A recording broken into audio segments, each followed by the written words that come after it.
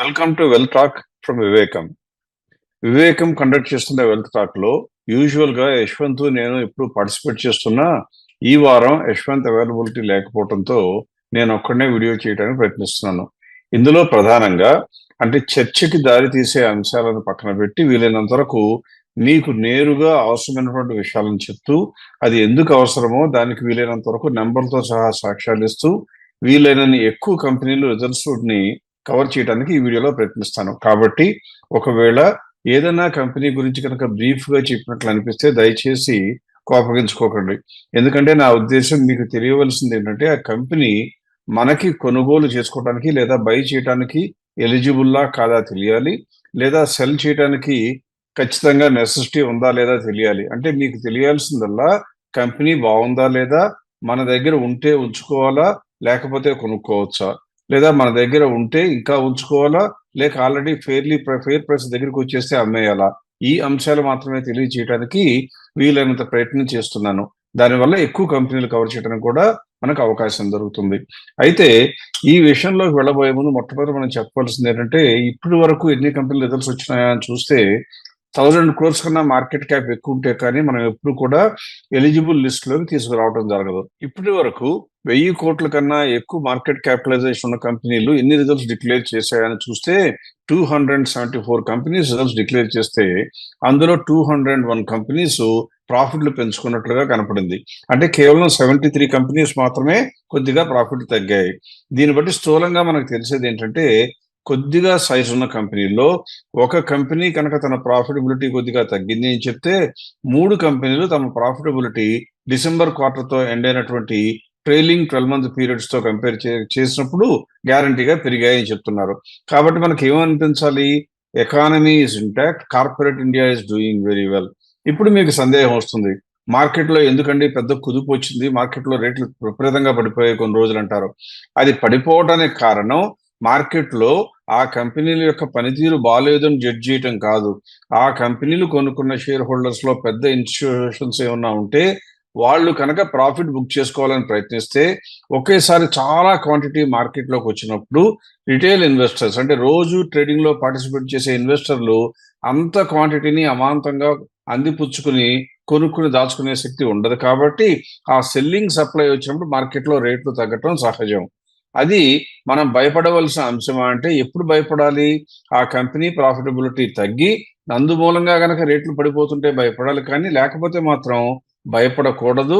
ఇంకా భయపడకపోగా ఒకవేళ మన దగ్గర డబ్బులుంటే ఆ కంపెనీ పైన మనం ఒక చూపు పెట్టి ఉన్నట్లయితే కొనుక్కోవటానికి కూడా వెనుకాడకూడదు. కాబట్టి మొన్న వచ్చిన కుదుపుల గురించి మీరు భయపడవలసిన అవసరం లేదు. బికాస్ ఒక కంపెనీ బాగాలేకపోతే 3 కంపెనీలు బాగుంటున్నాయి కాబట్టి. అంటే స్టాక్ మార్కెట్ లో ఇన్వెస్ట్ చేసి లాభం సంపాదిద్దాం అనుకునే వాళ్ళకి బోలెడన్ని అవకాశాలు మార్కెట్ లో వస్తున్నాయి అని అర్థం చేసుకోవాలి. దానితో చెప్పిన తర్వాత ఇప్పుడు మీరు స్క్రీన్ మీదే కనుక ఫోకస్ చేసినట్లయితే పెరిగిన కంపెనీలు దాదాపుగా 8.886% వరకు 8.86% వరకు యావరేజ్ గా ప్రాఫిట్లు పెంచుకుంటే కొన్ని కంపెనీలు తగ్గినాయి, కానీ అది ఒక కంపెనీ ఉంది కాబట్టి అది 9% ప్రాఫిట్లు తగ్గినా కూడా పెద్దగా మనం ఆదుర్దా పడక్కర్లేదు, దాని మీద అటెన్షన్ కూడా పే చేయవలసిన అవసరం లేదు. బికాస్ వివేకంని ఫాలో అయ్యే వాళ్ళు ఎవరు కూడా కంపెనీ పనితీరు బాగాలేకపోతే చౌక ఉందని మాత్రం షేర్లు కొనుక్కోవడానికి ప్రయత్నించరు. కాబట్టి అసలు ఆ కంపెనీల ప్రస్తావనే మనకు అనవసరం.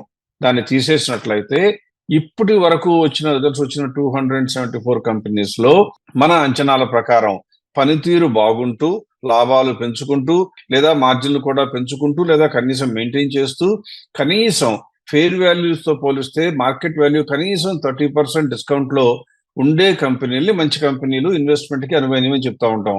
అందులో కూడా మనం అన్నింటికన్నా టాప్ లో ఉన్న కంపెనీ కొనుక్కోమని చెప్పడం అనేది సహజమైన మీకు స్టాటిస్టిక్స్ ఇవ్వాలి అంటే అలా గుడ్ బెట్స్ అని ఆఖరి కనపడుతుంది మీకు. అంటే 67 కంపెనీలు లాభాలు పెంచుకుంటున్నాయి.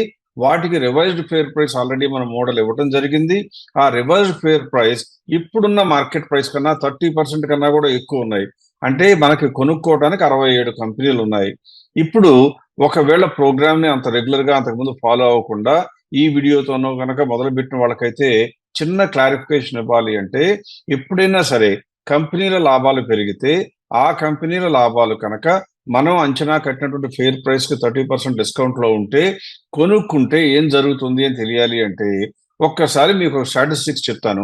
అంటే లాస్ట్ క్వార్టర్లో కూడా సెప్టెంబర్ క్వార్టర్ అయిపోయిన తర్వాత అక్టోబర్ మంత్లో రిజల్ట్స్ రావటం మొదలవుతాయి కాబట్టి అది యూజువల్గా 15 డేస్ నుంచి మొదలవుతాయి కాబట్టి 25 డేస్ అయిపోయిన తర్వాత అంటే అక్టోబర్ 25 వరకు వదిలిపెట్టి అక్టోబర్ 26 నుంచి మేము ఏం చేసామంటే ఇదే పద్ధతిలో ఇన్ఫాక్ట్ ఇదే పద్ధతి మనం గడిచినటువంటి 20 సంవత్సరాలుగా చేస్తూ ఉన్నాము. నెక్స్ట్ 20 సంవత్సరాలైనా కూడా చేస్తూనే పోతుంటాం కాబట్టి ఈ పద్ధతిలో మార్పు రాదు. ఇక్కడ మీరు గమనించాల్సింది ఏంటంటే అక్టోబర్ 26వ తారీఖున సెప్టెంబర్ రిజల్ట్స్ కంపెనీలు డిక్లేర్ చేశాయి. అందులో ఎన్ని కంపెనీలు వాటి యొక్క ఫేర్ ప్రైస్ తో పోలిస్తే ఆ రోజుకున్న ఫేర్ ప్రైస్ తో పోలిస్తే మార్కెట్ ప్రైస్ 30% డిస్కౌంట్ ఉందో చూసి అందులో ఎన్ని కంపెనీలు తరువాత రోజుల్లో పెరిగాయి. అంటే ఇప్పటి వరకు మనం జనవరి 26కు వచ్చేసాం కాబట్టి ఇప్పటి వరకు చూస్తే ఎన్ని పెరిగాయో చూడటం జరిగింది. అలా చూస్తే నేను చేసింది ఏంటంటే ఎవ్రీడే కూడా టాప్ 10 కంపెనీస్ మనం ర్యాంక్ ఇస్తూ ఉంటాం కాబట్టి అలా ప్రతిరోజు ఇచ్చిన టాప్ 10 ర్యాంక్స్ అన్నిటినీ కూడా ఇప్పటి వరకు తీసుకుని అందులో యునీక్ గా ఎన్ని ఉన్నాయో అంటే ఒక క్వార్టర్కి ఒకసారి వచ్చిన యునీక్ కంపెనీలు మాత్రమే తీసుకోవాలి. అంటే ఒక కంపెనీ మొట్టమొదటి రోజు 1వ ర్యాంకులో ఉండి తర్వాత రోజు 2వ ర్యాంకులో ఉండి లేదా తర్వాత రోజు కూడా రెండో ర్యాంకు కంటిన్యూ అవుతూ కొన్ని రోజుల తర్వాత 3వ ర్యాంక్ వెళ్ళిపోయింది అనుకోండి, అన్ని సార్లు కలిపే బదులుగా ఆ కంపెనీ మొట్టమొదట మన టాప్ 10 లిస్ట్ లోకి వచ్చిన రోజు మాత్రమే పరిగణనలోకి తీసుకుంటే 75 యునీక్ కంపెనీస్ వచ్చాయి. అది అంత ముఖ్యమైన కాదు. 75 కంపెనీస్ వచ్చాయి అంటే 75 ఆపర్చునిటీస్ ఉన్నాయని. ఇప్పుడు మీరు చూడవలసింది ఏంటంటే ఇందులో ఎన్ని కంపెనీలు ఈ జనవరి 26, 2024 లోపల ఎంతవరకు పెరిగాయని చూస్తే విపరీతంగా పెరిగిన కంపెనీలు కొన్ని ఉన్నాయి, బాగా పెరిగిన కంపెనీలు ఎన్నో ఉన్నాయి. మీకు అర్థం కావాల్సింది ఏంటంటే ఈ 75 కంపెనీల్లో 67 కంపెనీలు కనీసం 5% లేదా అంతకన్నా ఎక్కువ ఈ కాలంలోనే పెరిగాయి. అక్టోబర్ 25 నుంచి జనవరి 26 వరకు అంటే దాదాపుగా 3 నెలల కాలంలో 67 కంపెనీలు పెరిగాయి. ఎందుకు నేను చెప్తున్నాను అంటే మార్కెట్లో కనుక మీకు వచ్చిన అవకాశాలు కనపడే ఛాన్స్ మీకు ఉన్నట్లయితే అలాంటి కంపెనీలు కొనుక్కోవడానికి మీరు ధైర్యంగా ముందుకు వచ్చినట్లయితే మీకు కనీసం ఎంత వచ్చి ఉండేది 5%. కొన్ని కంపెనీలు 70, 80, 90% కూడా పెరిగాయి. దాని గురించి నేను చెప్పడం లేదు. ఇది చెప్పడానికి కారణం ఏంటంటే ఇలా మీకు కనుక నమ్మకం కుదిరితే మంచి కంపెనీలు గ్యాప్ ఉన్నాయి కనుక కొనుక్కుంటే కాలక్రమంలో పెరుగుతుండటానికి ఛాన్సులు ఎక్కువ అని తెలిస్తే అప్పుడు మీరు ధైర్యంగా ఏం చేస్తారంటే మీ దగ్గర ఉన్న స్టాక్స్ లో ఏదైనా ఫెయిర్ ప్రైస్ దగ్గరికి చేరినట్లయితే ఏ మాత్రం జంకు లేకుండా అమ్మి వేసి ఆ వచ్చిన మొత్తాన్ని ఆ రోజున తక్కువ ప్రైస్ లో ఉండి పనితీరు బాగున్న కంపెనీల్లోకి ఇన్వెస్ట్ చేయడానికి అవకాశం ఉంటుంది. అంటే మీ డబ్బు ఒకసారి మంచి స్థాయికి చేరుకున్న తర్వాత అమ్మాలా వద్దా అనే మీమాంసని వదిలిపెట్టి అమ్మి వేసి మళ్ళీ మంచి కంపెనీలు కొనుక్కోవడానికి ధైర్యం చేస్తారు. అందువల్ల చెప్తున్నాను. సో 75 కంపెనీస్ లో 67 కంపెనీలు పెరిగాయి అంటే మీరే ఆలోచించుకోవచ్చు. 90% ఆఫ్ ద కంపెనీస్ పెరుగుతూ ఉన్నాయి కాబట్టి భయపడక్కర్లేదు. ఇందులో అన్నింటికన్నా బాగా ఎంత పెరిగాయని చూస్తే కొన్ని కంపెనీలు అయితే 140% పెరిగాయి. దాదాపుగా 15 కంపెనీల వరకు 15-20 కంపెనీల వరకు 40% కన్నా ఎక్కువ పెరిగాయి. ఇది 3 నెలల కాలంలో. అంటే మీరు అర్థం చేసుకోవాల్సింది ఏంటి, మార్కెట్లో అవకాశాలు ఎప్పుడు అందుబాటులో ఉంటాయి మీరు కూలంకషంగా స్టడీ చేస్తుంటే. అందువల్ల అమ్మటానికి భయపడకూడదు. ఇప్పుడు ఇదే సమయంలో ఇంకొక స్టాటిస్టిక్స్ కూడా మీకు ఒక్కసారి బ్రీఫ్ గా చెప్తాను. డిసెంబర్ 1వ తారీఖు నుంచి అంటే సెప్టెంబర్ రిజల్ట్స్ అనేది అక్టోబర్లో వస్తాయి అనుకున్నాము. అక్టోబర్, నవంబర్కి దాదాపుగా వచ్చేస్తాయి కాబట్టి డిసెంబర్లో రిజల్ట్స్ వచ్చే కంపెనీలు చాలా తక్కువ, చాలా అరుదుగా ఉంటాయి. డిసెంబర్ 1 నుంచి నేను ఏం చేశానంటే ఎన్ని కంపెనీలు మార్కెట్ ప్రైస్ ఆ ఫెయిర్ ప్రైస్ కి దాదాపుగా దగ్గరలోకి వచ్చేసాయి లేదా దాటిపోయాయో చూశాను. అంటే అర్థం ఏంటి, మనం ఒక సిస్టమ్ ని ఫాలో అవుతున్నాం కాబట్టి మనం కొనుక్కుని హోల్డ్ చేస్తున్న కంపెనీలు ఫెయిర్ ప్రైస్ రాగానే అమ్మి వేయాలి అని వివేకం యొక్క సిద్ధాంతం. మీ అందరికీ కూడా అదే అడ్వైస్ పంపిస్తూ ఉంటుంది. అలా అమ్మి వేసిన కంపెనీలు ఎన్ని ఉన్నాయా అని చూస్తే అంటే డిసెంబర్ 1 నుంచి జనవరి 25, 2024 వరకు చూస్తే ఎన్ని ఉన్నాయని చూస్తే 41 కంపెనీస్, 41 కంపెనీలు మేము అమ్మి వేయవలసిందిగా సూచించడం జరిగింది. ఇప్పుడు ఇంతకు ముందు చెప్పిన అంశాన్ని దీన్ని కనుక కలిపి చూసినట్లయితే మనకున్నటువంటి 75 కంపెనీల్లో 67 కంపెనీలు 5% కన్నా ఎక్కువ పెరిగాయన్నాం కాబట్టి మనము 5% వరకు మనం అమ్మిన కంపెనీలు పెరిగినా కూడా బాధపడటానికి అవకాశం ఉండకూడదు. అందువల్ల ఇప్పుడు నేనేం చెప్తున్నానంటే ఈ 41 కంపెనీల్లో ఎన్ని కంపెనీలు మనం అమ్మిన తర్వాత పెరిగాయో చూస్తే 12 కంపెనీల్లో ఎన్నో పెరిగాయి.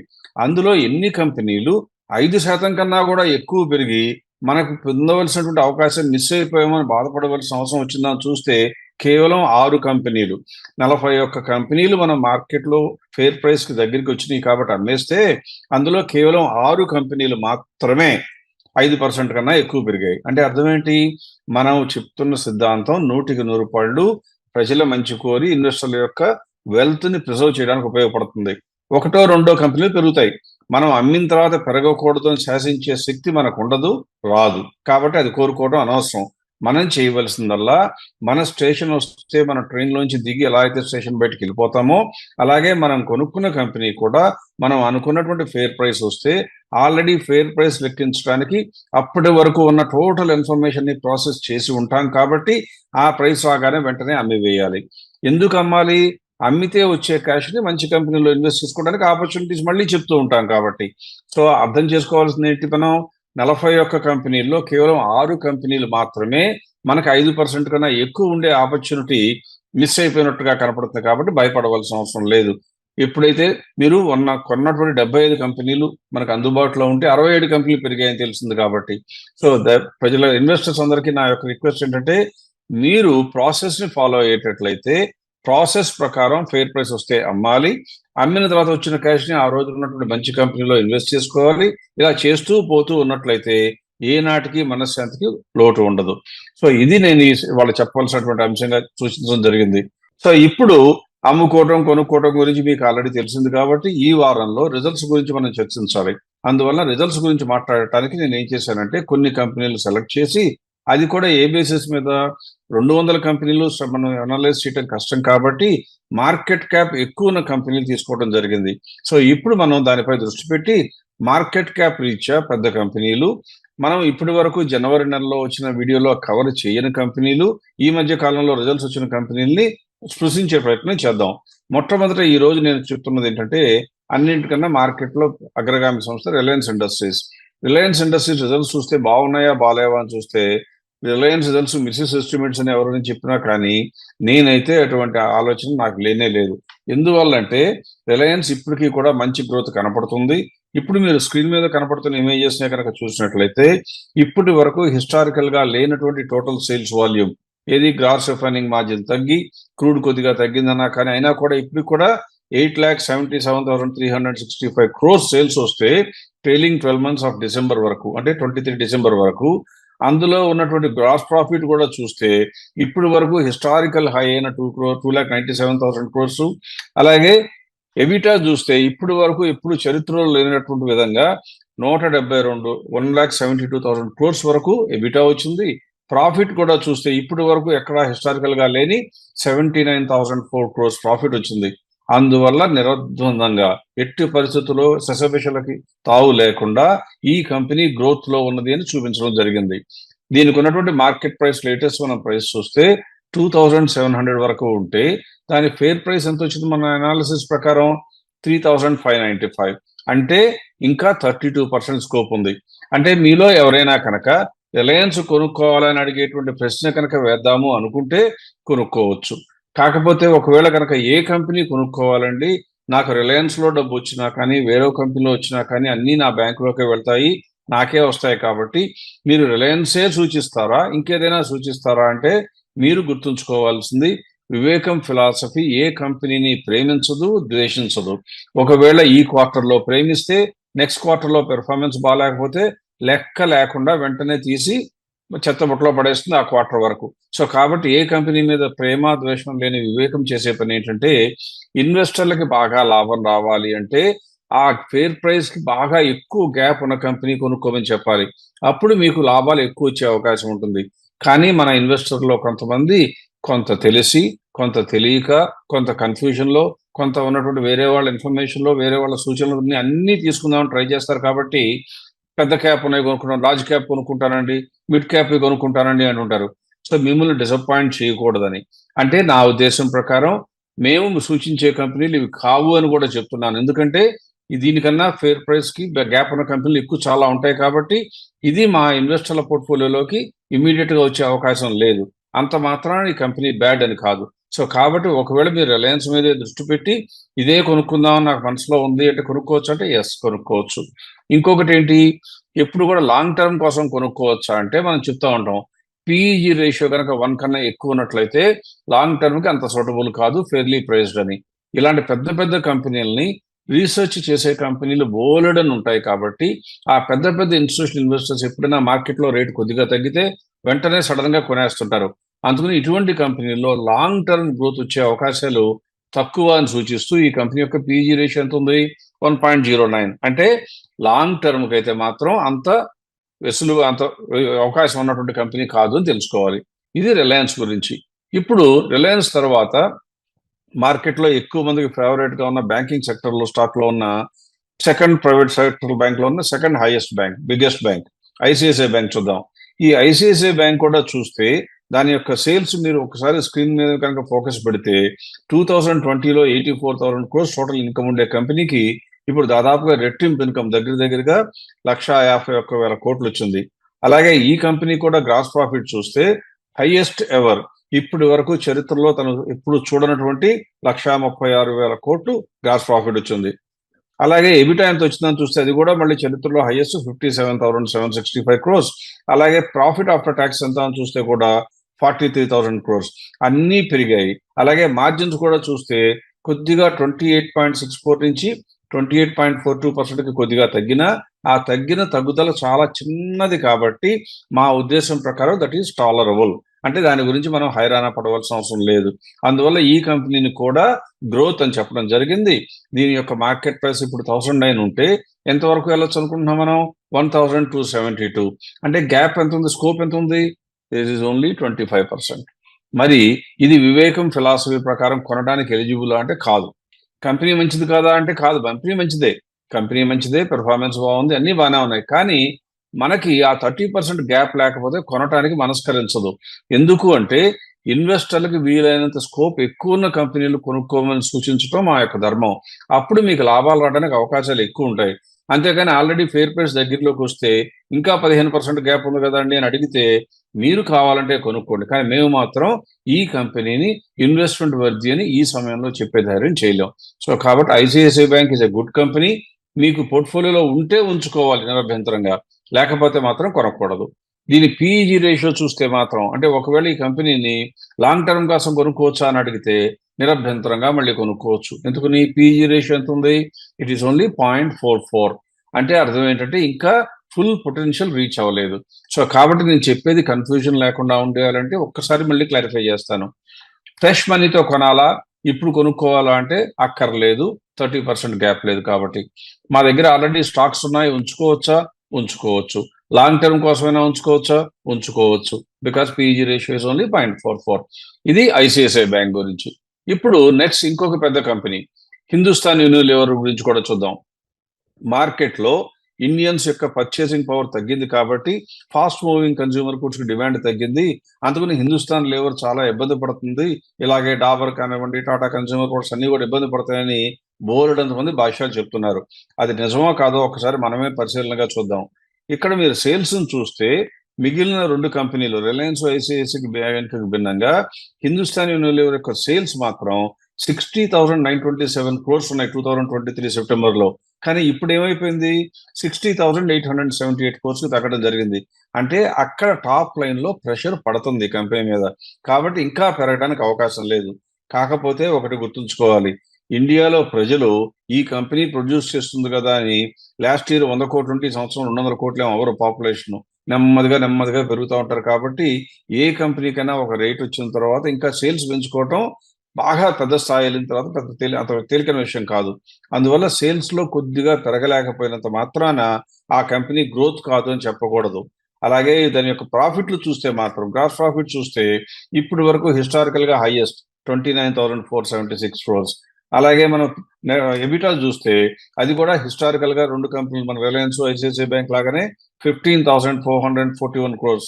అంటే అది కూడా ఇంతవరకు ఎప్పుడు చూడాల హిస్టరీలో. నెట్ ప్రాఫిట్ ఎంత ఉందని చూస్తే అది కూడా హైయెస్ట్ 10,323 crores. అంటే ఈ కంపెనీ కూడా సేల్స్ లో కొద్దిగా మందగించిన వాడు వాస్తవమైన, మిగతా అన్ని మెయింటైన్ చేయగలిగింది, అంటే మార్జిన్స్ పెంచుకోగలిగింది.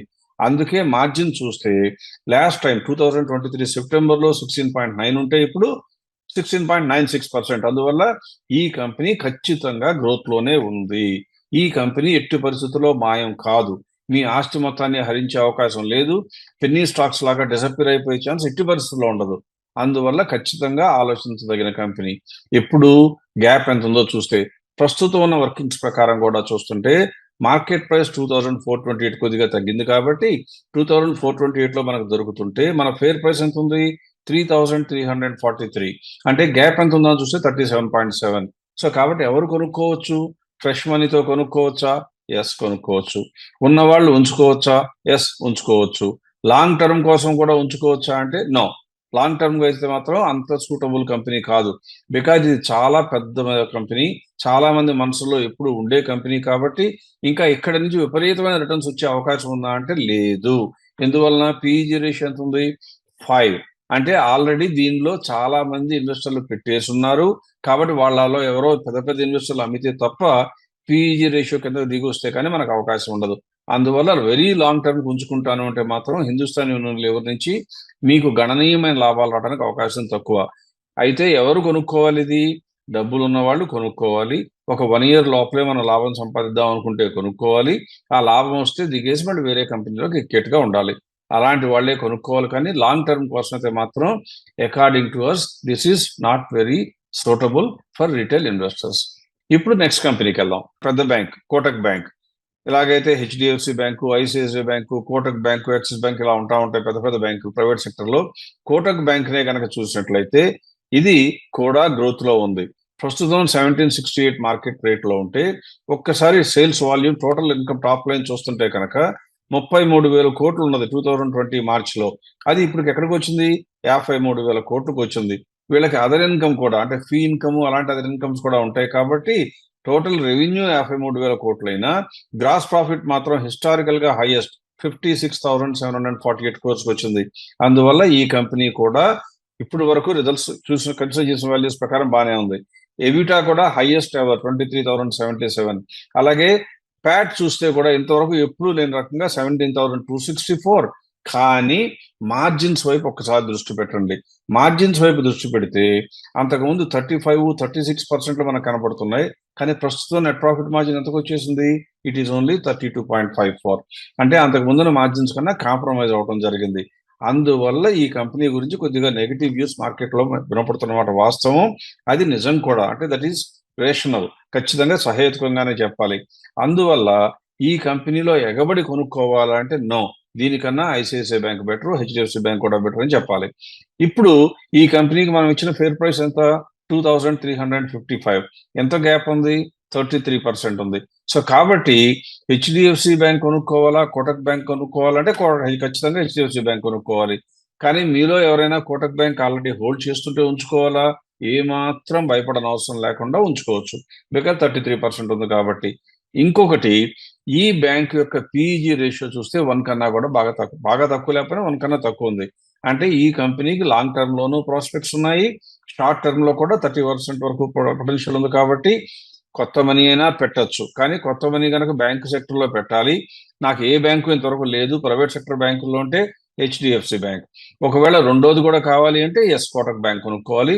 ఐసిఐసిఐ బ్యాంక్ లో 30% కన్నా గ్యాప్ తక్కువ ఉంది కాబట్టి HDFC followed by Kotak bank అని మనం చెప్పొచ్చు అనమాట.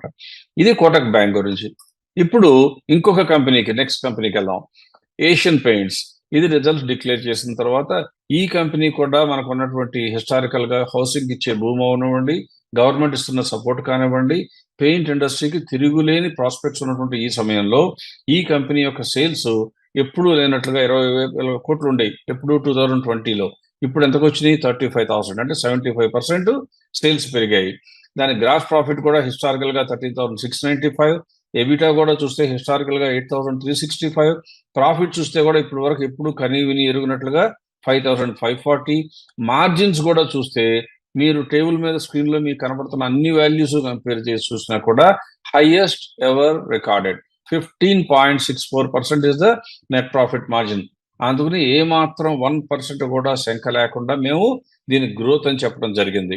ఇప్పుడున్న మార్కెట్ ప్రైస్ 2,950 అయితే దాని యొక్క ఫేర్ ప్రైస్ ఎంతగా ఇవ్వడం జరిగింది? 4,122. అంటే ఇంకా 40% వరకు స్కోప్ ఉంది. కాబట్టి ఫ్రెష్ మనీ కొనుక్కోవచ్చు, ఖచ్చితంగా ధైర్యంగా కొనుక్కోవచ్చు. మార్కెట్లో పెద్ద కంపెనీ ఏషియన్ పెయింట్స్ తెలియని వాళ్ళు బహుశా ఇల్లు కట్టుకున్న ఏ వ్యక్తికి ఏషియన్ పెయింట్స్ పేరు వినకుండా ఉండరు. కాబట్టి అందరికీ తెలిసిన కంపెనీ, ఎన్నో రోజుల నుంచి ఉన్న company, stable company. Crude oil price కూడా మరీ ఎక్కువగా పెరిగిలేవు కాబట్టి, రా మెటీరియల్ కాస్ట్ విపరీతంగా పెరిగే అవకాశం కూడా లేదు కాబట్టి, దీనికి రాబోయే రోజుల్లో వచ్చేటువంటి ప్రతిబంధకాలు ఏమీ లేవు. అందువల్ల this is investment worthy. But again Hindustan Unilever లాగా this is also not valid if you want to hold for a very long term. నా పిల్లల కోసం ఎప్పుడైనా కొనుక్కోవచ్చా అంటే అంత వీలున్న కంపెనీ కాదు. ఎందుకు అంటే దీని పిఈ రేషియో చూస్తే 2.33.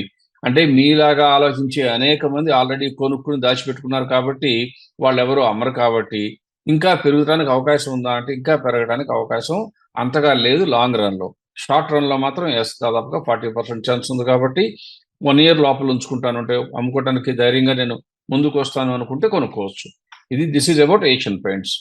Now let us go to the next company. Infrastructure కి బ్రహ్మాండంగా పెద్దపీట వేస్తున్న మన ప్రభుత్వ అధీనంలో అంటే బీజేపీ ప్రభుత్వం యొక్క పాలనలో అల్ట్రాటెక్ సిమెంట్ కి ప్రాస్పెక్ట్స్ విపరీతం. అంటే సిమెంట్ కంపెనీలో లార్జెస్ట్ ప్రొడక్షన్ ఉన్నటువంటి కంపెనీ ఇది. ఈ అల్ట్రాటెక్ సిమెంట్ కే కనుక చూస్తే ఇది కూడా మనకు మిగతా కంపెనీలు లాగానే అంటే లార్జ్ కంపెనీలు ఇలాగే ఉంటాయి. మేనేజ్మెంట్ బాగుంటుంది, ఫండ్స్ మేనేజ్మెంట్ బాగా ఉంటుంది. ప్రాస్పెక్ట్స్ కనుక అవకాశంలోకి వస్తే వెంటనే పొందిపుచ్చుకోవడానికి వాళ్ళ దగ్గర అపారమైన వనరులు కూడా ఉంటాయి కాబట్టి దీన్ని సేల్స్ చూస్తే 69,000 కోట్లకు వచ్చింది, ఎప్పుడు హిస్టరీలో లేనట్లుగా. అలాగే గ్రాస్ ప్రాఫిట్ చూస్తే 21,303 crores. ప్రాఫిట్ ఆఫ్టర్ ట్యాక్స్ చూస్తే అప్పుడు ఎప్పుడో ఒకసారి 2021 డిసెంబర్లో కావాలి దాదాపుగా 6,400 చిల్లర వరకు వచ్చింది. అంతకుముందు 2020లో 6,500 కోట్లు కూడా చూసింది అంతకుముందు.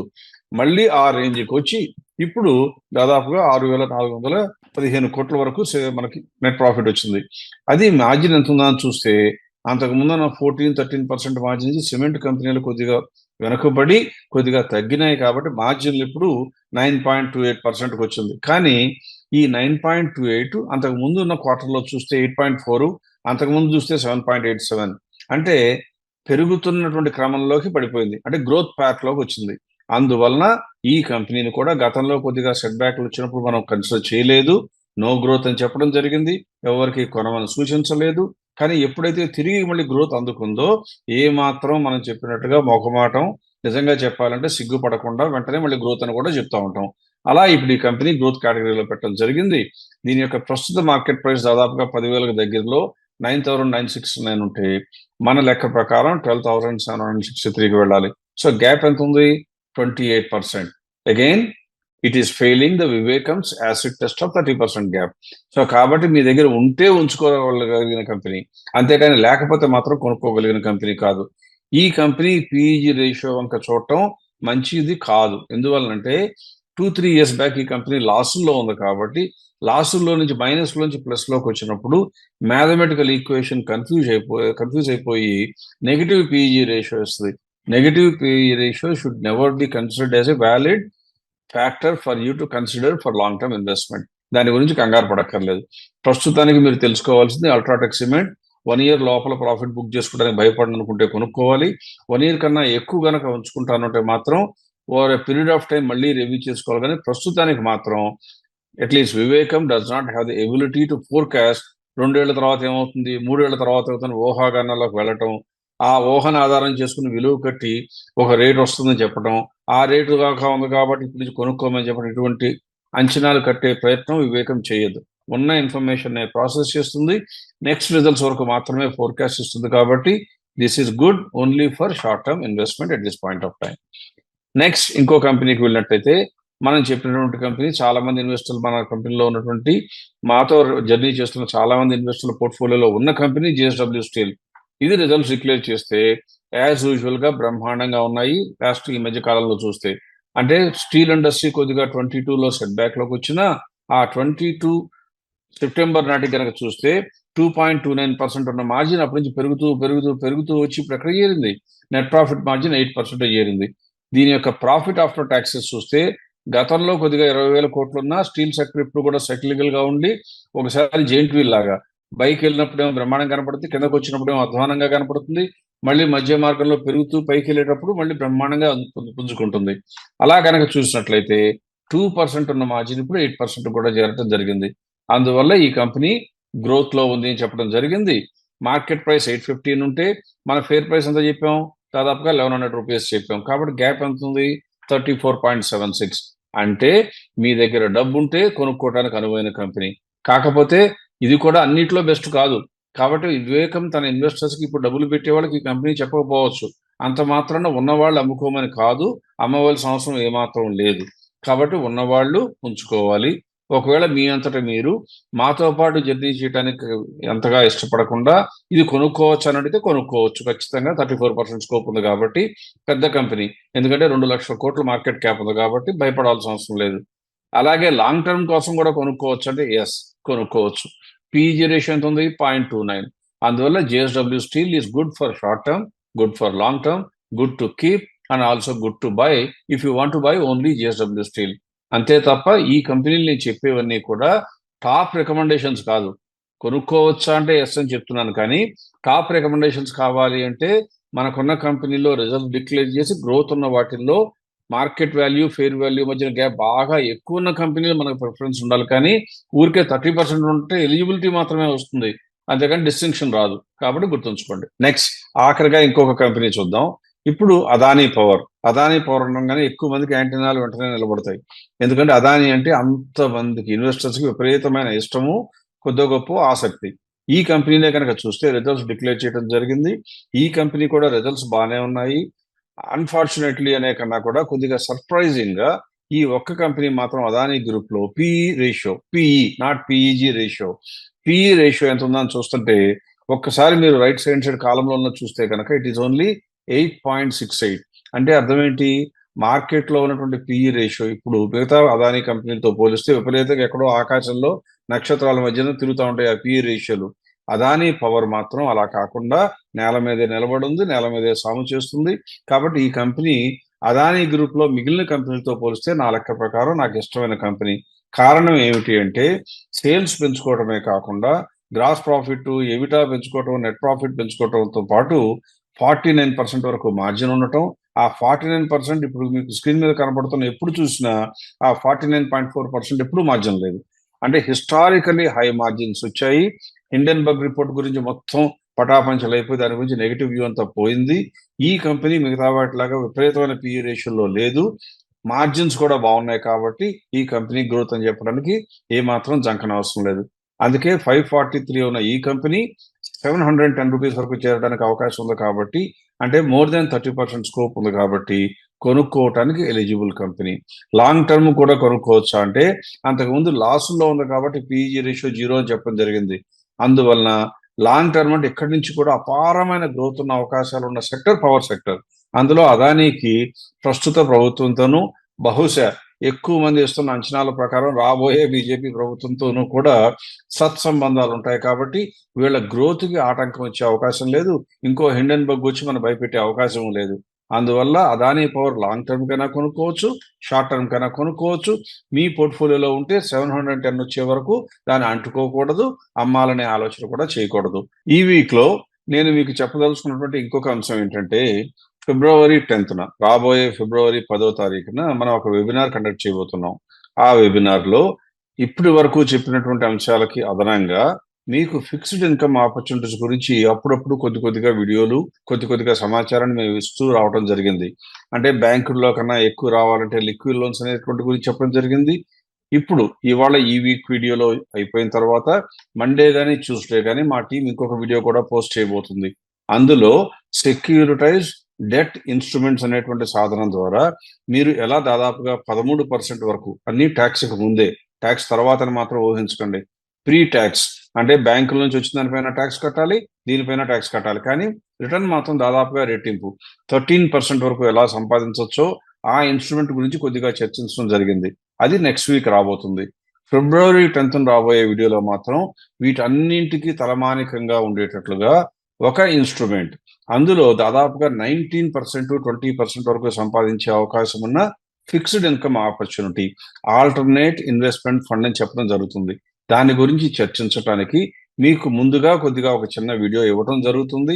ఆ వీడియో కనుక చూసి మీరు వెబినార్కి వచ్చినట్లయితే దాని గురించి సమగ్ర సమాచారం ఇవ్వడానికి నియో అనే సంస్థకి, ఆల్టర్నేట్ ఇన్వెస్ట్మెంట్ ఫండ్ యొక్క స్థాపించినటువంటి మేనేజ్మెంట్ దగ్గర నుంచి మన టీవీ షోలో తీసుకోవటం, మన లైవ్ షోలో వాళ్ళ చేత కూడా మాట్లాడించడం, మీ దగ్గర నుంచి వచ్చినటువంటి డౌట్లన్నీ అప్పటికే ఆల్రెడీ క్రోడీకరించి ఉంటాం కాబట్టి ఆన్సర్లు కూడా చేపట్టడం జరుగుతుంది.